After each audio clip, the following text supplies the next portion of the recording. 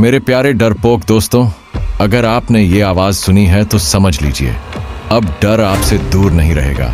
हर रात कुछ नया, कुछ सच्चा और कुछ ऐसा सुनाने आ जाता हूं जिसे सुनने के बाद नींद नहीं आती।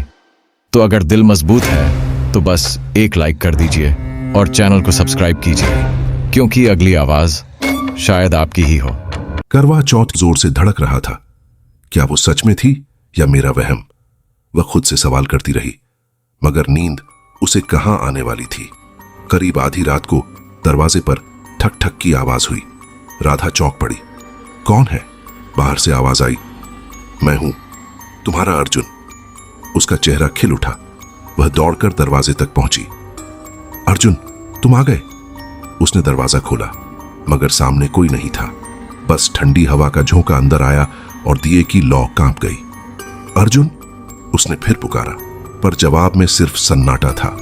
धीरे धीरे पीछे मुड़ी तो देखा वही लाल साड़ी वाली औरत कमरे के कोने में खड़ी थी। उसकी आंखें अब पूरी तरह सफेद हो चुकी थीं। उसके होठों से खून रिस रहा था। राधा चीख भी न सकी। वह औरत धीरे धीरे उसकी ओर बढ़ी और फुसफुसाई, आज करवा चौथ है, तुमने चांद को देखा, अब मुझे देखो। इतना कहकर वह गायब हो गई। राधा बेहोश होकर गिर पड़ी। सुबह जब उसकी सास कमरे में आई तो राधा फर्श पर पड़ी थी, होश में नहीं। उसकी कलाइयों पर लाल निशान थे, मानो किसी ने कसकर पकड़ा हो। सास ने डॉक्टर को बुलाया, पर राधा कई दिनों तक बिस्तर से उठ ही नहीं पाई। वह बस एक ही बात बड़बड़ाती रही, वो मुझे बुला रही थी, लाल साड़ी में वो मुझे चांद दिखाने आई थी। गांव के बुजुर्गों ने बताया कि सालों पहले उसी तालाब में एक औरत की मौत हुई थी, वो भी करवा चौथ की रात। उसका नाम था चंपा, और कहते हैं वो आज भी हर करवा चौथ को किसी नई बहू की तलाश में आती है। राधा ने उस रात उसे देख लिया था और अब वो उसके पीछे थी। राधा के कमरे में अब हमेशा अंधेरा पसरा रहता था।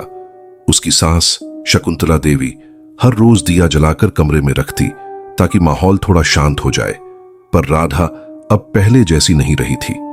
उसकी आंखों के नीचे गहरे काले घेरे पड़ गए थे, बाल बिखरे रहते और वो बिना वजह मुस्कुराने लगी थी। एक ऐसी मुस्कान जिसमें डर और पागलपन दोनों झलकते थे। गांव में सबने कहना शुरू कर दिया, राधा पर किसी छाया का असर है। मगर शकुंतला देवी को इन बातों पर यकीन नहीं था। उन्हें लगता था कि यह सब मानसिक तनाव का असर है। पर वो रात आई जिसने सबको गलत साबित कर दिया। उस रात करवा चौथ के 5 दिन बीत चुके थे। आसमान में चांद आधा था और पीपल के पेड़ से अजीब सी सड़ी गंध आ रही थी। गांव के कुछ बच्चे वहां खेलते हुए गए, पर लौटकर बोले, वहां कोई रो रहा था, लाल साड़ी में। अर्जुन की आंखों से आंसू बह निकले। राधा, तुम जिंदा हो? वो बोली नहीं, बस आगे बढ़ी। और वो पंडित नरेश कहता था, एक ऐसा तांत्रिक जो आत्माओं से बात करने का दावा करता था। उसकी आंखें लाल थीं, माथे पर राख लगी थी और गले में नींबू मिर्च की माला। शकुंतला देवी ने उसे अपने घर बुलाया। पंडित नरेश ने घर के अंदर कदम रखते ही कहा, यहां किसी ने व्रत अधूरा छोड़ा था। वो राधा के कमरे में गया। कमरे में अब भी उसकी साड़ी और सिंदूर की डिब्बी रखी थी। डिब्बी अपने आप खुली और सिंदूर हवा में उड़ने लगा। पंडित ने आंखें बंद की और बोला, यह सिर्फ आत्मा नहीं है, यह बदला है, चंपा का बदला। शकुंतला देवी कांपते हुए बोली, कौन थी वो चंपा? पंडित ने लंबी सांस ली। चंपा इस गांव की औरत थी, 50 साल पहले यहीं रहती थी। उसका पति परदेश गया था और उसने करवा चौथ का व्रत रखा था, मगर उसी रात गांव के ठाकुर ने उसकी इज्जत लूट ली और उसे मारकर तालाब में फेंक दिया। चंपा की आत्मा वहीं रह गई। उसका व्रत अधूरा रह गया और उसी अधूरे व्रत ने उसे श्राप बना दिया। अब वो हर साल उसी रात आती है। जो औरत व्रत रखती है वो सोचती है कि वो अपने पति की लंबी उम्र के लिए उपवास कर रही है, पर असल में वो चंपा की भेंट चढ़ जाती है। शकुंतला देवी जमीन पर गिर पड़ी। मेरा बेटा, मेरी बहू, पंडित ने कहा, अगर तुम उन्हें वापस पाना चाहती हो तो आज रात उसी तालाब पर जाना होगा। आज वो श्राप का आखिरी साल है। अगर आज चंपा की आत्मा को शांति मिली तो सब मुक्त हो जाएंगे। रात गहराने लगी। आसमान में बादल उमड़ने लगे।